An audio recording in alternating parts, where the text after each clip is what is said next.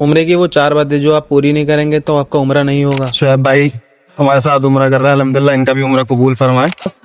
अब आपको बाल जैसे सब मरबा कंप्लीट कर पाएंगे तो 9 नंबर हम्माम के पास आपको ये दिख जाएंगे कॉर्नर लगे हुए। तो लोग इस टाइम मेरी छुट्टी हो चुकी है और मैं चल रहा हूँ अपने बस स्टैंड की तरफ, और आज आपको दिखाऊंगा मैं उम्रा सऊदी अरब में रह के कैसे कर सकते हैं और कितने में कर सकते हैं, और आपको भी देखना है और उम्रे का तरीका सीखना है तो मेरी वीडियो को पूरा देखें लास्ट। तो फाइनली गाइस कैंप तो आ चुके हैं, थोड़ा खाना खा के सोऊंगा क्योंकि आज काम बहुत हुआ तो थक गया हूँ मैं, बहुत ज्यादा थकन हो रही है। उसके बाद क्योंकि उम्रा भी करना है तो उम्रे में बहुत थकन होती है। इंशाल्लाह आपको पूरा उम्रे का प्रोसेस दिखाऊंगा मैं। तो मैं नहा कर आ जाता हूँ और लगाता हूँ अपनी बॉडी पर ऊद, और बहुत से लोगों को मैंने देखा है कि वो अपने एहराम पे ऊद लगाते हैं, पर एहराम पे नहीं लगाना चाहिए, कोई भी खुशबू हो बॉडी पे लगानी चाहिए। जो हमने एहराम पहन लिया और नफिल भी अदा कर लिए हैं, नियत भी कर ली है। इसके 2 होते हैं फर्ज और 2 होते हैं वाजिब। फर्ज में जो होता है एक तो तवाफ करना होता है अपने काबे का, और दूसरा हुदूद हरम से पहले पहनना होता है हमें एहराम, और नियत करनी होती है। अगर इनमें से एक भी रह गया तो हमारा उम्रा नहीं होगा।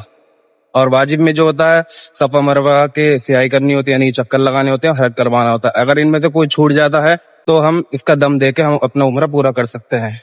हरम में तो दाखिल हो गया हूँ मैं अल्हम्दुलिल्लाह। अब एक फराइज हमारा पूरा हो चुका है जो मिकात का होता है, जिसे हुदूद से बाहर पहनना पड़ता है एहराम में, और दूसरा फराइज हमारा बचा है तवाफ करना। सबसे मेन बात यह है अगर आप काबे के पास जा रहे हैं नजरें नीचे करके जाएं। जब पहली नजर पड़े जो भी दुआ मांगेंगे इंशाअल्लाह अल्लाह कहता है वो मैं कबूल करूंगा। तेरी दुआ करना, मेरी भी सारी दुआएं कबूल हो और आप भी दुआ मांगना। चलते हैं काबे के पास। काबा हमारे सामने और अभी हम आखिरी नहीं कर रहे हैं, क्यों टाइम ऐसा होता है अगर आप काबे को देखेंगे और जो दुआ मांगेंगे अल्हम्दुलिल्लाह वो कबूल होगी। और मेरे सामने काबा है, आप भी दुआ देख के दुआ करिए और मेरे लिए भी करना। तो इस हरम में दाखिल होने के बाद पहली बार मेरे काबे शरीफ पे नजर पड़ रही है। आप भी दुआ मांगिए, इस टाइम पे जो भी दुआ मांगेंगे इंशाल्लाह कबूल होगी। काबे के सामने दाखिल होते सबसे पहले पीना होता है पानी, उसके बाद हम तवाफ के लिए करेंगे। खुद लाइट से हमारा होता है उम्रा स्टार्ट, और मताफ में दाखिल होते हैं हम अपना सीधा कंधा नंगा कर लेते हैं, और मैं वो तवाफ के बाद घूमता हूँ क्योंकि मेरी भी इबादत में दखल न पड़े और लोगों पे भी न पड़े।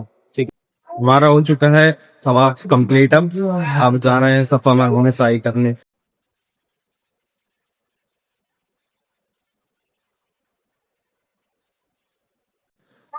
तो गाइस ये है सफा पहाड़ी। सफा से मरवा तक एक चक्कर रहता है और मरवा से सफा तक 2 चक्कर।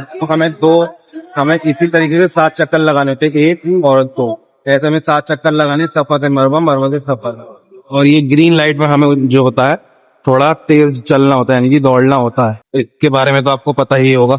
और हमारा सफा मरवा के चक्कर जो लगाते हैं वो कंप्लीट हो चुके हैं। अब हमारे बच्चे हैं हल करवाने, यानी कि बाल कटवाने।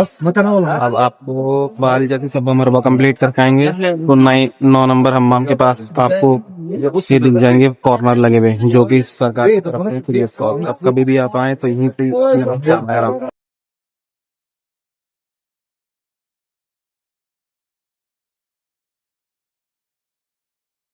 हाँ गाइस, बाल जो कटवाने होते हैं हमें चारों तरफ से 1-1 इंची कटवाने होते हैं। तो गाइस अब मैं अपने बाल तो कटा के आ चुका हूँ और मेरा अल्हम्दुलिल्लाह उम्रा कंप्लीट हो चुका है अब।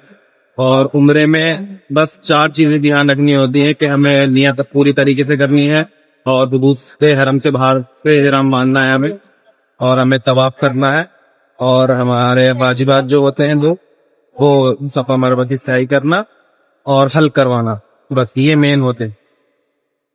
और गाइस अगर मेरा ब्लॉग पसंद आया तो आप लाइक कमेंट शेयर करें। यूट्यूब पे देख रहे हैं सब्सक्राइब करें, इंस्टाग्राम पे देख रहे हैं तो फॉलो करें। मिलते हैं नेक्स्ट ब्लॉग में इंशाल्लाह।